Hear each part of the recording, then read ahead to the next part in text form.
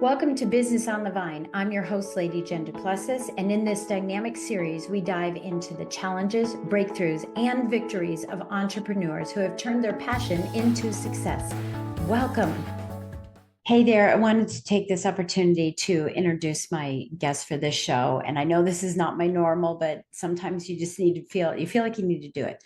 Rudy Rodriguez is a former naval officer and aviator. He brings a unique perspective, to everything that he does. He uses a systematic and consultative approach to sales and enrollment into programs for businesses that has resulted in over $50 million in sales coaching, education, and mastermind offerings since 2015. His coaching style is focused on helping clients avoid the failures and pitfalls of sales and achieve success through a customized approach that is tailored to their specific needs. With his guidance, clients are able to increase their sales and achieve the tangible results that they desire. So without further ado, it is my pleasure to introduce you to Rudy Rodriguez. Hey, everybody, welcome to the show. We're happy that you're here today. And I am talking to Rudy Rodriguez. And, you've heard all about him already because I already shared his bio previously. Rudy, I think we've been on the phone for a half an hour and we weren't recording. Right? We probably should have been doing some of this. But it's just so fun to talk to you. And I want to again say thank you for having me on your show as well, which is called the High Profit Event Show. And we'll have a link to that in our show notes too, so that others can go over there and listen to what you're doing and learn more about you. But there are some people, that we meet and we just want to be friends with forever. And you're one of those people. And I can't wait to see you in San Juan in a couple of weeks and, get to meet you in that way too. So welcome to the show. I'm so happy to have you here. Thank you, Lady Jen. That's quite the compliment and quite the honor. I actually take that to heart. Thank you. Thank you. And I look forward to continuing to get to know you and developing our friendship and our business relationship as well. Well, and I mean, it speaks to this thing that we both love, which is sales, right? One of the key points about being a really good salesperson, and hear me on this, everybody, because if you're a business owner, you're a salesperson. You are.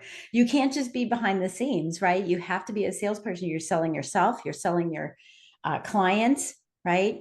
You're selling your services, and you're selling those team members that might be coming into your company. You have to sell them on that too. So sales is that. And it really, Rudy, it really, really speaks to you as a salesperson that is just a natural intent for you to create relationships. Mm-hmm. And that's why we're here. So I want to talk a little bit about, and so we're going to have so much fun talking about the sales aspect of it, but I want to talk a little bit about your background. Here you are, a fighter pilot, Navy aviator, and how in the heck did you get into sales?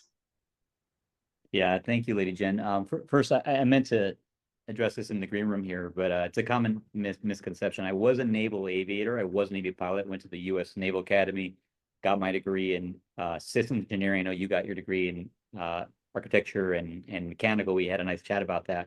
Yeah. I went to flight school, but I didn't quite get the grades to be able to fly jets. So I ended up flying a reconnaissance aircraft called the P-3 Orion. So I flew around about 500 feet over the water, and I looked for submarines. I went to the Middle East. I went to Asia. I had some couple interesting tours, but I did not fly jets. So I want to make sure that there's okay. Yeah, the airplanes are airplanes mislead for us. For most of us, airplanes are airplanes, right? And yes. I do think it's so incredible that you served our country. And I know you hear that all the time, but it's a big part of my life. My husband's father was in the Air Force, did 3 tours of Vietnam. We lived in Colorado Springs, so I had Fort Carson and the Air Force Academy and NORAD, and long time ago, Pete Field. So, military piece is very important to me. And, and I just love that you served our country. So I know that you want it to be perfect, but thank you for clarifying for us. I really think that's great. Yeah. But regardless, okay, you're flying 500 feet over the ocean with these submarines from other countries that could hurt us and hurt you. What part of sales is there in that? It's a good question. At the time, I wasn't thinking about it, right? But Yeah. looking back now, 10 years separated from that experience, and in the last 10 years, mastering sales, having developed a sales agency, worked with dozens of clients, have accounted for over 50 million in enrollments into coaching, education, mastermind type programs, and having personally done over 1,000 sales calls and having managed over 10,000 calls, I've learned a couple things. And looking back, if I were going to take my experience today and look back at what was it that I learned there in the cockpit that influenced where I'm at today, I think it comes down to just a couple key things. One is leadership, and two is communication, which I think is a form of leadership. Mm-hmm.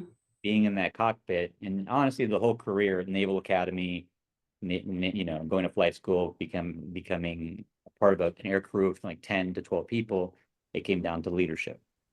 And as a sales professional, the number one thing I teach when I'm talking to people is, hey, it starts with you, right? It's Right. like if Right. I'm having a hard time with my sales, it's probably because there's something within me that I need to take a look at in the mirror first, before looking at any other factors, right? So it starts with me, it starts with leading myself, and then from there, you know, building a team, teaching others, helping others, et cetera. So I would say it's come down to the principle of leadership, not just leadership in general, but leadership.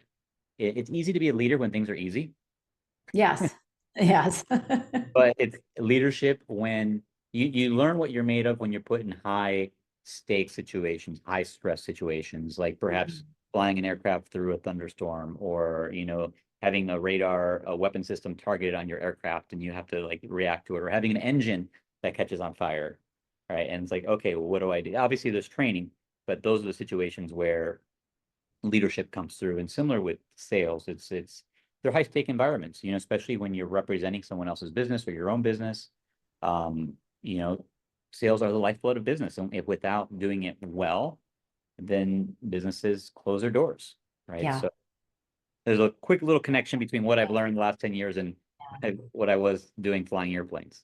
Yeah, and I love that you made that connection. I can definitely see that. Leadership is a piece of what, I'm coaching on all the time, leadership, because and this could be, and I want your perspective on this, but this could be one of the reasons why so many entrepreneurs, it's sparking interest for me right here as I'm thinking through this. I'm thinking, where am I going to go with this myself? Because there are so many entrepreneurs that are great widget makers and then become, oh, I can do better than this guy because I don't like the way that he runs his business, so I'll start my own widget making company.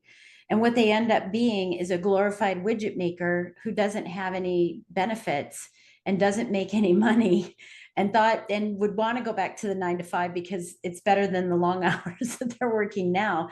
And a lot of that, at least in my coaching, and what I see with people, is that they come to the entrepreneurial world with a lack of management skills, a lack of coaching their employee skills, and a lack of leadership skills. And I never put the two together, that could be why the sales aren't good. I'm thinking you just don't know how to be a salesperson because you're a widget maker. But is that leadership piece of it. And I love that you said, you have to lead yourself first, because I say all the time, you have to be the leader in the relationship, Mm, right? You yeah. have to be that leader. You have to have the vision of where the conversation is going to go in a sales conversation as well. And so I love that you did that, but that wouldn't have put you in sales. So what did you do when you separated from the military? What was the first thing that you went into that you said, hey, I'm onto something here? Yeah, I'm happy you asked that question. So, you've ever heard the phrase that necessity is the mother of invention? Yes. You needed to kill something so you could eat. Right? Exactly, exactly. Yeah. So, I had a moment in the Navy that at the time was one of my most difficult moments, but I look back now and I said it's one of the best things that could have happened to me. And what that was is I went up to a board, the review board, to become the commander of my aircraft, and I didn't pass that board. And as a result of not passing that board, I had two options that were given to me. One, I could change jobs in the Navy. Two, I could appeal it. I can go to another board and try to appeal the Right. situation. or I created my third option was to leave honorably. I didn't want to do any other job in the Navy. And quite honestly, I wasn't really that happy in that particular job per se, which was unexpected for me.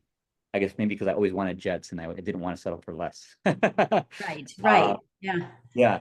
And so I created my own option, which was to leave honorably after 2 deployments. And I did that. So I left honorably. I had a few months before the paycheck was going to be gone. And I basically looked in the mirror and said, what do I really want to do? Do I want to go to corporate? I could do that. I have a degree, I have skills, all that. I said, no, I want to be an entrepreneur. And the first thing I did was I actually bought a course on how to sell, how to sign up clients. Right? I was like, Yeah. hey, let me take the skills I've learned. Let me go buy a course on how to build a business, how to sign up clients, and I did that. And my back was against the wall, as I mentioned. Something's a little embarrassing for me to say.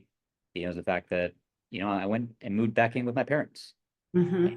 slept on the couch because they didn't have an extra bedroom. I had two siblings, younger siblings at home.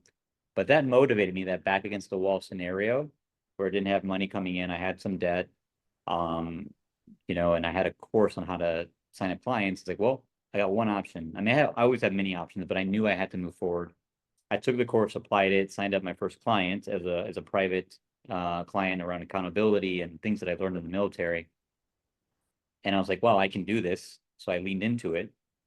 And then through mentorship, I had a mentor at the time who had a business, and my mentor had a lot of leads, and that mentor wanted to develop more of a coaching and mentorship program on the back of his business. Right, Hey, right. let me do that for you. Send me your leads. I'll develop the whole sales process. I'll do some myself. I'll build a team. I'll map it all out for you. And within about 12 months, we helped them scale from 1.5 million a year to just over 7 million a year. And Oh, 60% of that came from all of the sales that happened on the back end that we developed. And so in that, and honestly, just necessity, just wanting to help people, wanting to serve people, uh, mm-hmm. that I looked up one day and realized that, in just under 3 years, we had done nearly $3 million in revenue. And I was like, oh my gosh, we have a skill. Let's go do this for other people. Yeah, Right. And yeah. so, by the way, not $3 million of revenue in total. That was 3 million in commissions paid to us. So we had generated, Right. five Much times. more. Yeah. Yeah. Yeah. So we had a skill and other people needed that skill. So we Yeah. developed a company and started doing that for other people. Yeah. So when you think back, on your business and how how you created this, because so many people, tried a business that failed, tried another business, okay, we don't go down that angle. Wow, you stepped into this and this has been something you've been able to move forward without all the switching and turning and ups and downs and all arounds that everyone does, like changing your message, changing your target. There's all kinds of things that business owners go through as they're doing, going through that process. What do you think, for someone who's listening and saying, I've been doing, let's call it business switching instead of task switching, right? I've been doing business focus switching all over the place. What are one of the things that one or two of the tips that you could share with someone about identifying what truly is in alignment Oof. with your skills? Because you obviously well, I don't know if you stumbled upon it. I think you stumbled upon it and then went, wait a minute, let me recognize it. And Oh my, some people don't do that. such a great question, Lady Jen. I mean, that is one of my favorite questions to answer, quite honestly. And I'm Right. going to be first to admit that I don't know if this was the case for you at any point in your life, but I definitely went through my period of business switching, thinking Okay. somehow the answer was outside of me. Like if I just changed to a different business opportunity, that all of a sudden things would be easier and make more money. Yeah. Yeah. And then I eventually realized I did some personal development and I realized, wow, wherever I go, there I am. Yes. And I just need to prosper where I'm planted. I just need to like Yeah. do well with what's in front of me. And I still admit that I have my challenges even today with like where do I keep my focus, but it very much is something that's intentional. It's like Hmm. strategic focus. But to answer your question about how to find the alignment with the skills, there was a test that I did while I was transitioning out of the Navy. And for me, I highly recommend this test to every human being, especially if you're in some form of transition or figuring out something in business. And it was called, or is called, the Wealth Dynamics Profile. Uh, Okay. and the Wealth Dynamics Profile is a personality assessment, but it's associated with some like Western or Eastern philosophies. Effectively, you take the assessment and then you look at it and it says, hey, based on your tendencies, Oh, these are the paths that we recommend for you to develop your skills. Because the common mistake that gets made is somebody takes on a role model like I'm just gonna making up a name, an Oprah Winfrey, but Oprah Winfrey has a unique set of traits and characteristics innate to her. But if your yes. characteristics are different than her trait and characteristics, it's Then gonna you can. feel it's gonna feel like you're going uphill the entire time. But if you, Yeah. based on your traits, characteristics, find a role model or a business model that plays to your strengths, and all of a sudden it feels like it's a tailwind, like you're in an airplane and Yeah. you're being Yeah. pushed versus being resisted. So Yeah. the idea of like wow way, which is flow, the Mhm. notion of figure out your strength, your channel, and then pick something that's based off of that. So that test for me was the first introduction to this concept, which I highly recommend. Since then, I've done a lot of other work to develop my value systems and clarity and all that stuff. But I would say that's a good starting point for Yeah. most people Yeah. Yeah, is and I want people to hear this too, because I'm going to just regurgitate a little bit about what you say or echo what you're saying is that I want people to hear this because even those that are watching or listening to you are saying, well, I have leadership skills. Hey, I was in the military and I had leadership skills. So maybe I could do something similar what he's doing, blah, blah, blah. This copycat thing, and we know, don't reinvent the wheel. There's certain things that we don't do. There's nothing that's been said in this world that hasn't been said before, and it's just the way that we do it and the uniqueness that we bring in. And I remember years ago I had this tagline called uh, experience matters. And by the way, and it was a yellow ribbon, like tie a yellow ribbon around the old, it was a yellow ribbon with experience matters in the center. And the reason I did it is I was known as your hometown lender. Okay, so I wanted all these yellow ribbons to be around there, right? Coming home. And it cost me $500 to have it made because we couldn't do digital stuff like we can now. And I happen to have this guy on Facebook say, want to friend me. And I go, okay, well, let me look at who this character is. And I go there. He has my ribbon on his board, on his banner. And I went, wait a minute, I'm going to look here and see, there's flattery in that, but I'm looking and seeing. And he'd only been in the business for 6 months. And I'd been in the business at that time, probably 20 years. And I thought to myself, experience matters and you don't have it. And when you rob that kind of thing from someone that doesn't align with you, therein lies the issue. And the reason why I'm telling that story is because I want to reemphasize this fact that yes, you could see Tony Robbins and he does, this big event. I've spoken with Tony before, but he does a big event, and he sells his tickets at whatever. And so I should do that too, but it doesn't fit. And so I just want to make sure people are really hearing what you're saying there. That yes, take on all these ideas, but filter them for your unique position. That's beautiful. I love that. So go ahead. Yeah. and something to add to that, because yeah, especially if someone's listening to this and they're like, I was in the military too, I could do the same thing.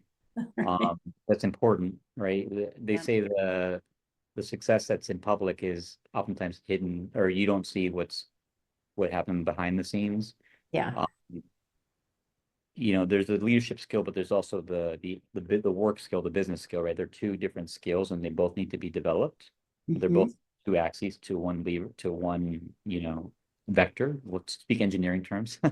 Axes. Um, but I also took the time to continue to develop my skill set. You mentioned Tony Robbins. Right. I invested in his highest level program because I felt inspired to do that. And, as a result of making that investment, I grew as an individual in my skill set and personal development. And my income in the business grew as I think as a byproduct of that. Yeah. So I think it's important. The message that I want to banner is, hey, if you want to do better in sales, do better in you. Grow yourself, develop your skill, personal and professional, not just buy a sales course, but go do some personal development Yeah. as Yeah. well. Yeah. Yeah. One of the mantras in my business is mindset plus mechanics equals momentum, because I was always mechanical, right? I'm getting Yeah. sales, sales, sales, sales, sales, but not the mindset. Once I developed that mindset, the momentum happened. So yeah, I love it. I love that you're saying that. So when you think about businesses, business owners, and they're having challenges with sales, and we're going to talk about what your company does, because it's not just sales. It's not this person wants me to sell, or to enroll them into. I don't like the word sell sometimes in those cases, but I want to enroll them into my program. Or I want to, enroll them in my program. It's not just, hey, let's call Rudy and he'll make the sales call for us. This is very specific around events, right? Event sales where you're getting the energy up, and the excitement up, and almost a FOMO up, right?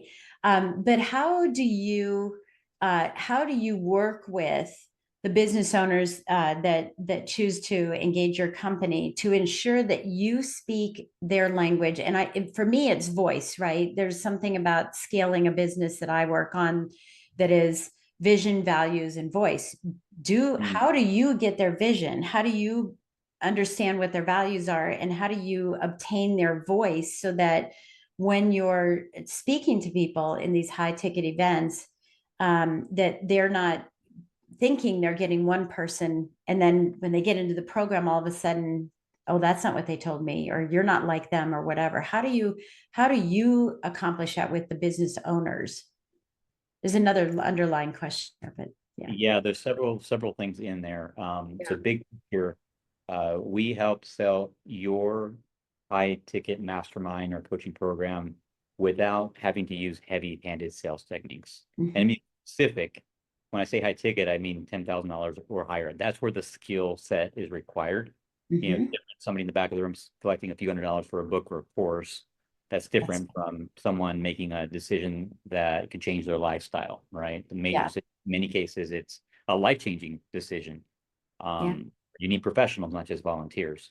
So a couple of things come to mind. And one thing I heard you say is, because one of the concerns that I oftentimes hear from clients and partners is, to your point, how does it impact my reputation? I'm going to make sure that there's a high level of quality assurance and brand assurance through the whole experience. And by the way, quality assurance, I've found that is the number one challenge and opportunity for scaling any business, right? It's how do you the consistency and experience. So first and foremost, before we work with the client, we have to study the client's business. We actually go and interview their customer base. Let's talk about an event, right? So we'll go interview the people that are planning on attending their event. We'll interview the speakers. We'll interview the hosts of the event. We want to make sure that we're existing clients, that we understand their ecosystem, their programs, the problems that they're solving, as well as they do. We need to have our finger on the pulse of their business. Otherwise, we have no business representing them as a sales team at the event, right? So that's the step number one. Step number two is obviously selecting and building a team that's going to match their values, their message, etc. And we do that through a network of people that we've worked with over the last 10 years. But at the core of it all is selection, which we call the top grading process. That's what we do. We use top grading by Dr. Brad B. Smart. I asked myself 10 years ago, if I was $1 billion company, what would I be doing? And number one would be being certified and learning how to hire the Brad Smart top grading method, which is number one hiring methodology that's known to man. Jack Welch, most famous and successful CEO of all time, was asked, hey, what's your secret to success? This is our ability to attract, interview, hire, train, or retain A-player talent. His consultant was Brad Smart, who developed the top grading process. Same consultant that we worked with, right? So we want to know that we're picking the best people possible, which is number one problem in all business, really, is even more than sales, is selection and people picking the right people. So building an A-player team. So make sure I answer your question. So, and the other key component there is that the philosophy, the mindset, right? Going into it with, we talk about sales, but we also talk about this idea of enrollment, is ensuring that people are signing up for their reasons, that they're enrolled and not sold just because we know how to use NLP or some heavy-handed sales technique. At the end of the day, we want to make sure that people are satisfied with their experience, whether they buy or they don't buy. Because if they're satisfied, they'll come back and buy later, right? But if they're not satisfied, then that one person goes and tells 10 or 15 or 20 people, right? And that's not just with the salesperson, that's the entire customer journey through the entire event and sign up and fulfillment process, right? So these are all things that we have to be cognizant of. It's Yeah. not just sales, right? Right. It's so many more factors. Right. But Yeah. Yeah, and we're going to talk about consultative selling here in just a minute. But so the secondary question to that is, someone's listening to this and saying, well, I think I'm good in sales or I'm not good in sales. Either way, like maybe I'm really better at some other aspect of this, and sales is just not my high point. But do you have coaching for people who can't define their philosophy, don't really have a grip on their message, don't really have this, that, and the other? Is that part of what you're doing? Because some people will come to you and say, hey, I'm putting on these, they run amok. We all know this. There's a lot of events that they're going to have 150 people and then 3 people show up. And so there's a string of issues with messaging and target markets and skill sets all the way along, that the event, it just isn't attended properly. And I think right there is, for me, a red flag that maybe I'm not clear enough and not quite ready for Rudy. yeah, great question. There's several things in that, and I'm going to answer the question. Before I do, I want to answer another question that I stepped over, and what Perfect. is the actual problem that people are dealing with? Yeah. When like that impacts one of the main problems that impacts sales, and it's I call it the law of diminishing intent, Lodi for short. There was a study done by Harvard on this back in, I believe, 92. And there's 2 studies done, but the short version of it is they realize that the longer the time elapses between when you make an offer Yeah. and someone expresses interest to when you actually have a meaningful conversation with them and have them sign up, the longer time that passes by, the lower the probability of them taking action. Action. Yeah. And it's not just like linear. It's not like, y equals mx plus b. There you go. There's my engineering joke for you. Yeah. Right. A line. Um, it's exponential. So Yes. waiting just 24 hours from Yep. interest to conversation, Yeah. uh, it goes down by as much as 7 times. Yeah. Waiting 72 hours or more could go down by as much as 60 times. Yeah. So that's the value of having one, you as a business owner knowing that, but also having support around you, especially if you're the one that's leading an event or running your business, so that the people on your team can be that responsive person that can get to your prospective clients or personnel in a timely manner, and they're more likely to come to you while they're still in state versus go somewhere else. So I want to make that point because I feel like that is one of the most important things that people need to know when it comes to sales, and why have a team, right? Well, Because and we see it on TV all the time. Take action now, available now, right? Those types of things. I've used law of diminishing intent for years and years. Even on this show, even on this podcast and the other podcasts that I do, is that you're listening and you're getting ideas and hopefully you're taking notes. But when are you going to take action? Because the law of diminishing intent applies to us learning as well. It has not, it's the law of diminishing intent all over the place, yeah, right? It's in dating, right? It's in yes, everything. It is. It's yes, in it is. dating as well. If the girl is excited and wants you to call and you don't call for 72 hours, she starts going, well, I guess he doesn't want to, so it's everywhere that we do. So I wanted to bring that up, that it wasn't just in a sales environment, but this is in everything that we do, including the action that you will be taking when you are finished listening to this podcast. Yes, absolutely. So important. Thank you for emphasizing that. Yeah. And so to answer your previous question about, hey, someone who Yeah. maybe has a gap in their skill set, do we offer any kind of coaching or support? On a very case by case basis, I personally only do it with very select people because I need someone who has a baseline uh, Yeah. in business so that I can help them, scale to 7 figures or multiple 7 figures. So if they're under 6 figures, it would be iffy for me. But Right. if someone, yeah, is struggling with their skill set, honestly, this is gonna be hard to say, but I would say look in the mirror and go work on yourself. Yeah. Buy a course, but you probably already have the course. You probably already have the book. If you're not applying the book, there's something getting in the way of you doing that. And Yeah. there's nothing that's gonna replace just doing it. just getting the reps and practice and practice and practice and practice and practice. It took me 10 before I had the first yes, right? It was like, I don't know, Yeah. it's hard to solve that problem easily without looking in the mirror. Right. I think you bring out a very good point. Yeah, a lot of sales is just the energy that you're bringing to the situation. If you feel like, it's another sales call and I'm not going to win it, so I'll just give it a shot, or I will wing it, right? And again, this goes back to the leadership. You have to lead the conversation. You're the one who knows how it's going to go, and you want to lead people down that road of how this is going to go. But if you have that pessimistic view of it, that energy is going to be definitely be heard. I think for those who aren't clear about not so much the sales piece, but just that aren't clear about who they are, who they're serving, et cetera, and that could be one of the rubs why they're not getting the right, if you're selling cookies to people that are allergic to them, that's not the right, you have to find people that love cookies and are okay with it. Then there are plenty of coaches that can help with branding and messaging out there. Yeah. And once that's done, come to you. Exactly. Yeah. In my mind, I like to look at marketing as like your messaging and what brings people to you. Yeah. Is what has them sign up, right? What has them be willing to pay you $10,000, $50,000, $100,000 to work with you or your business. Yeah. Those are two, I think, very critical components. They're the only assets in the business. Peter Drucker, effective executive, says sales and marketing, the only thing that makes you money, everything else is a liability. But I would look at those very distinctly, and maybe even consider hiring someone to help you with one, someone else to help you with the other thing, because they're actually, in my mind, they're related, but They they're are. actually Yeah, they are. bodies of, I think, of work.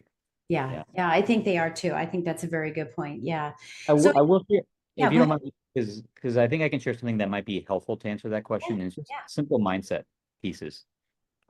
Just very simply, sometimes people have it in their minds that, hey, sales is mucky or yucky, or I'm not hurting somebody or anything of the sort. First and foremost, people don't really buy things they don't want to buy, generally speaking, at some level. But that's not an excuse to not do it well, right? And Right. also, sales, I believe, is sacred, right? When done properly, you're having a conversation with a human being, and they're sharing things with you that they probably wouldn't share with most people, right? Absolutely. It's a safe Yeah. container, and I think it's important to know that. And when done well, it's a form of service. You know, Mhm. people take action because of sales. Nothing in the world exists without someone being sold or some idea being sold, some commitment being made, Yeah. right? So if any of those mindsets are rubbing you the wrong way, then I would say maybe look in the mirror. You might have some kind of belief structure Well, that something that happened to you. Yeah. Yeah. And you something. want to turn that limiting belief into a lifting belief. As you were talking, I wrote down something here that I wanted to just bring up. And guess what it was? It's a service call, not a sales call. Right. I wrote down the same thing. And I've said that for I don't know how many years. And really to the extent, if you have a community of I call them alumni clients, not past clients, right? But if you have a community of alumni clients that you're still nurturing and they have that loyalty for you, and you say, well, I don't want to sound salesy to call them and, check in on them and things like that. I say this all the time is how dare you not contact your client and offer them a solution to a problem they're sitting there trying to figure out. And it's because you have this preconceived notion of what selling is, that it's yucky and this, that, and the other. And here they are wishing and hoping that this boat would come by and save them. Yeah. You have to look at it as a service call. It's always a service call. How can I be of service? I love that. Okay, so what's the number one challenge that people have in getting people to come to their events? That is a great question, and that's actually the same question that I ask on my podcast almost each and every one of my guests, because I think it's the most common question. It's like, how do I fill my event? How do I get more butts and seats? What's the number Yeah. one, what's the number one challenge to get people to come to the event? That's a good question. The honest answer is it depends. Okay. I think every scenario is different. Every business is different. I don't really believe in too many kind of cookie cutter type approaches. That's why my approach tends to be more consultative based, which means Mhm. actually taking a look at their business, their event, their clientele, their marketing channels, actually doing the homework. Like it's a very extensive process so we can figure out, okay, what's actually going on and how can we move the needle? There's not one solution. There's not one ad or one marketing platform or one email sequence or one webinar that's going to do it for everyone, right? Right. But if I were able to answer that question, what's the number one problem?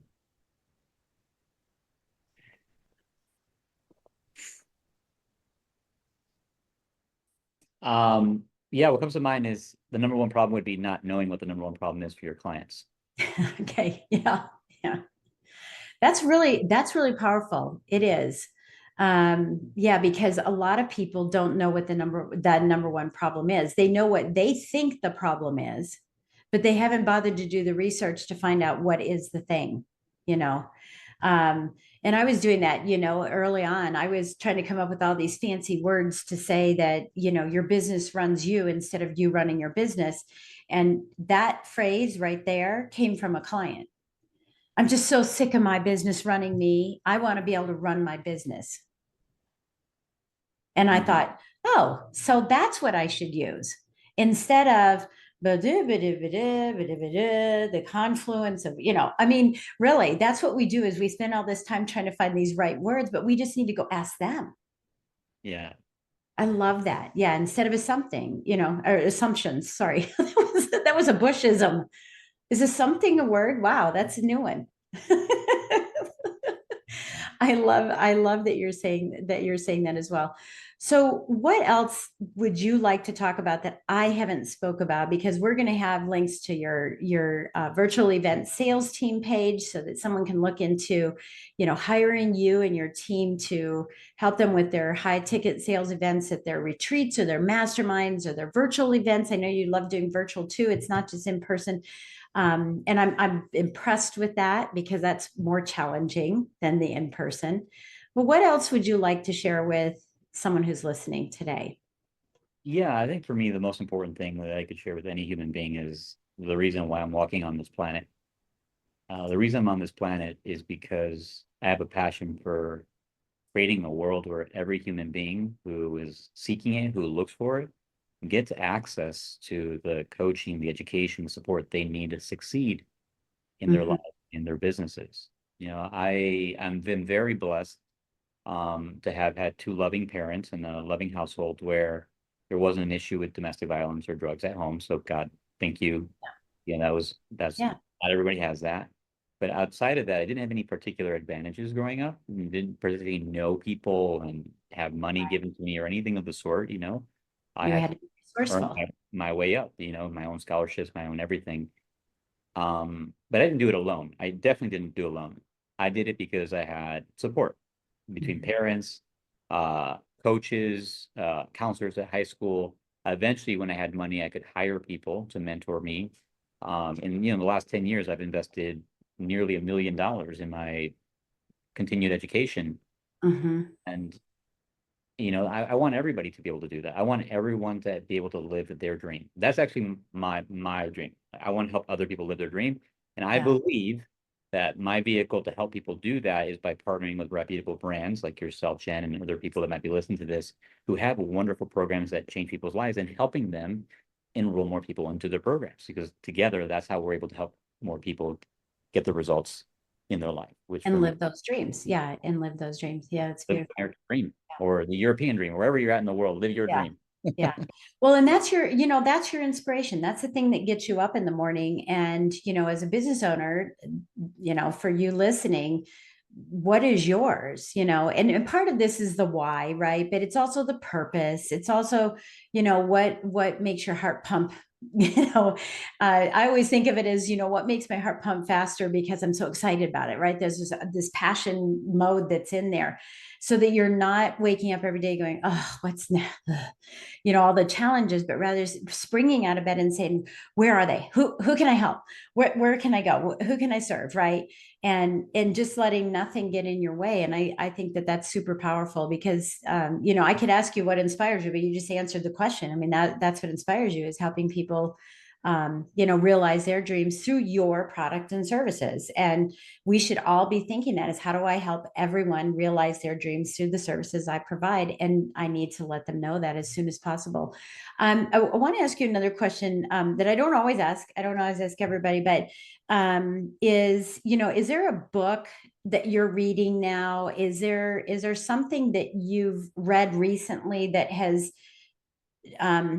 sparked something for you that you are going to enact in your business in 2025? Mm. Ooh, a book. Well, it could be a YouTube video. It could be some, what? Oh, yeah, I mean, I'm an avid reader, Something. so I have like stacks of books. Like that's I all I know. have I at home. too. Uh, I- so yeah. I mean, the book that you asked the question, what am I reading now? So I recently did the 75-hour challenge, and part of that was reading 10 pages of a physical book each day, not Yes. audio book. Yeah. And I really have been enjoying like a proper study of a book. How many pages is that a day? I've not heard of that challenge. I'm Just curious.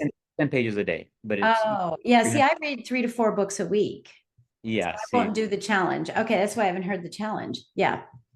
yeah, but just having a proper study, because oftentimes people just get Yeah. so stuck in the audiobooks and they don't actually sit and like Yeah. get inside of a Read. book. Yeah. It's kind of out there, but I'm going to say, because you asked the question, right now, I just recently finished reading a book called Ask and It Is Given. Yeah. Kind of a little more of a spiritual book. It's Mhm. Abraham and sorry, it's Esther and Jerry Hicks, the teachings of Abraham Hicks, and it's the foundation of a lot of the work where The Secret, the movie, came Yeah. from. Yeah. Yeah. I just found it to be really, really interesting, especially since my bias is like the logical, mechanical mind, right? And this Yeah. is a book about understanding the energetics and the spiritual aspects of our reality and how to create the things that we want. Yeah. So Beautiful. Beautiful. it's kind of the other side of the spectrum.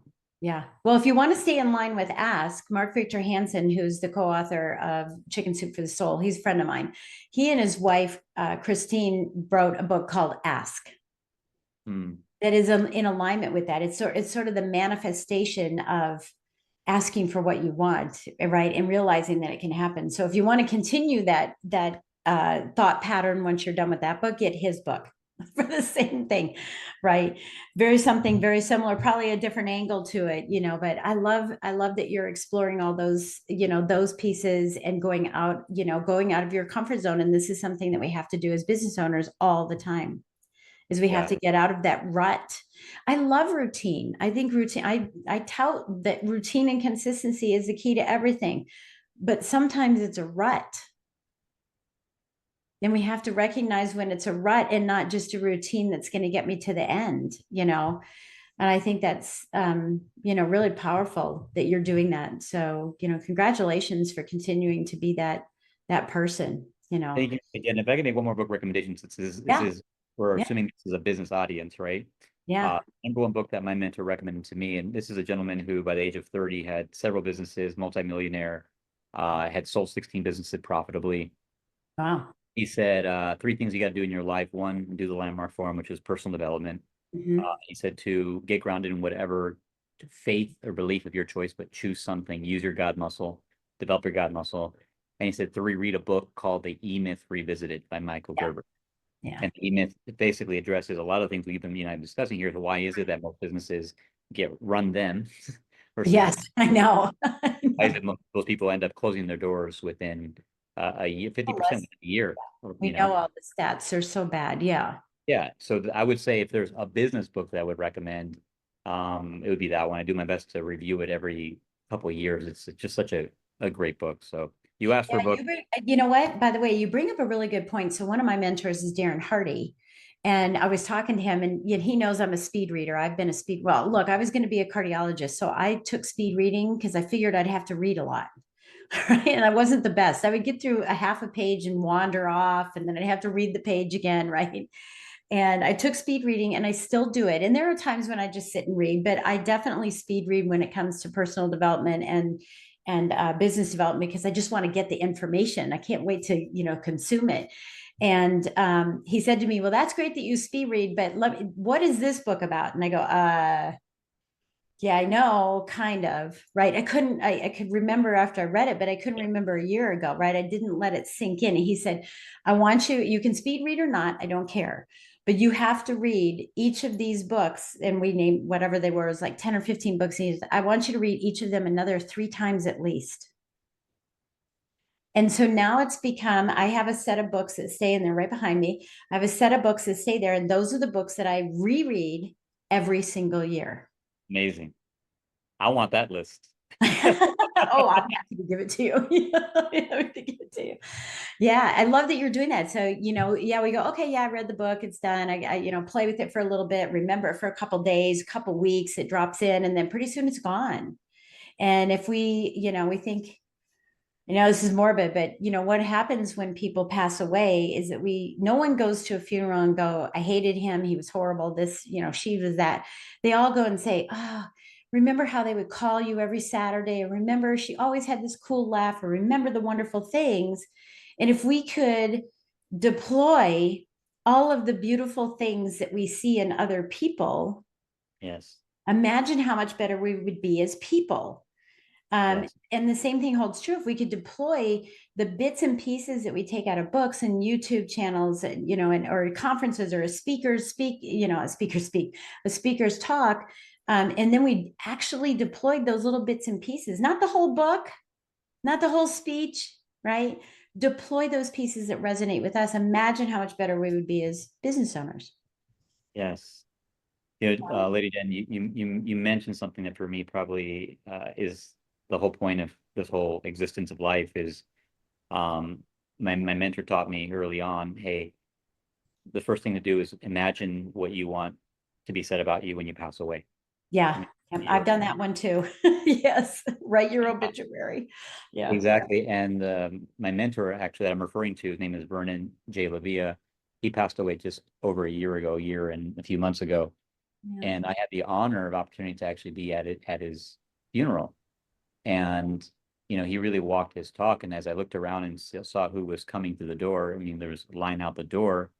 And I saw people from the mailman to the mayor of the city to several multimillionaires in between. And the man lived his life just the way you espoused. He really, truly treated his neighbor as himself. And as a result, here we were at his funeral and so many beautiful people honoring him. And they all remembered how he treated them.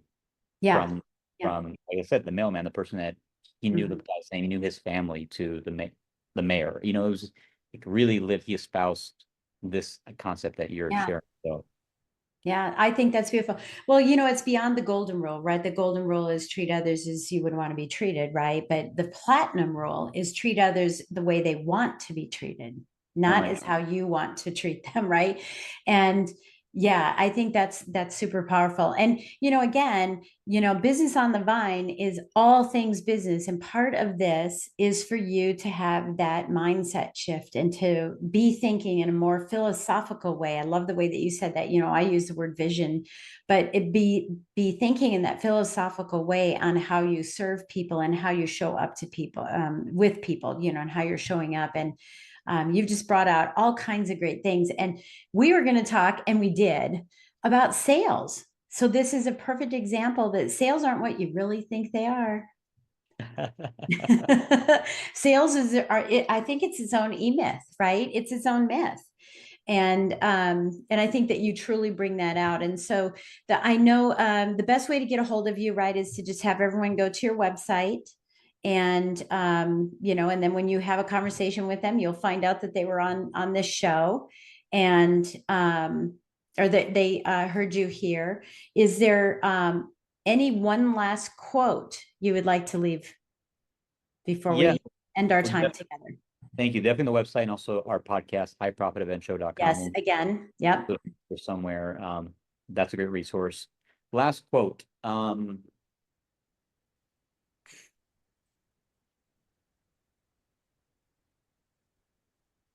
Let's start with the end in mind. That's powerful. Don't think that's not powerful. You're so funny the way you did it. If you're listening and didn't see IJ, he's like, just start with the end in mind, right? He's throwing his hands up. That is so powerful because people just get on a road. Yeah. And they don't know where they're going, right? Start with the end in mind. Love it. Love it. Thank you so much, Rudy, for being on the show today. I really, really appreciate it. You just have tons of nuggets for us, and I could listen to and talk to you for hours, and I can't wait to see where our relationship goes. It's going to be exciting. It was a pleasure, Lady Jen. Thank you so much for the opportunity to be here with you and your audience today. Thank you. Thank you. Thank you for joining us on Business on the Vine. If you found value in today's conversation and would like additional support, go to supportfromjen.com. Remember, the best ideas are always discovered on the Vine, so keep innovating, stay inspired, and continue to grow.